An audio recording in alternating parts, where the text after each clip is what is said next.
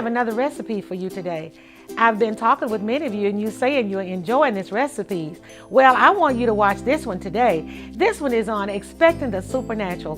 The supernatural is something that happens that we don't expect to happen. It is super when it happens.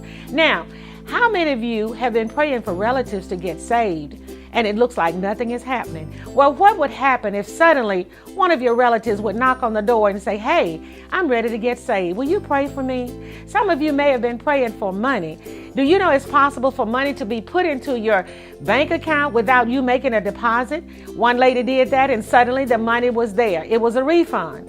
What about the doctor's report? Maybe if you've gone to the doctor and he gave you a bad report, and suddenly the phone rings and that's the nurse saying, Miss So-and-so or Mr. So-and-so, we look back in your records and we checked your blood work again and all is well.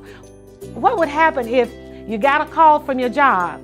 There was a pink slip put in some people's boxes and you expected that yours was going to be the next one. But suddenly the boss says, I want to meet with you in the morning. I have something to share with you. And he says, I have a promotion for you.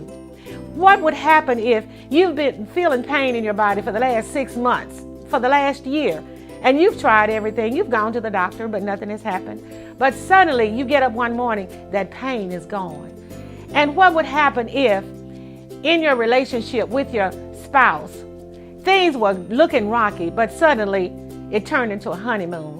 What about you who've been praying for spouses and you've not gotten one yet, but God would give you a word and say, no more counterfeits. I have the right person for you.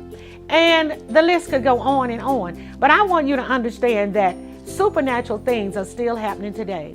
Jeremiah 32:27 says, I am the Lord, the God of all flesh.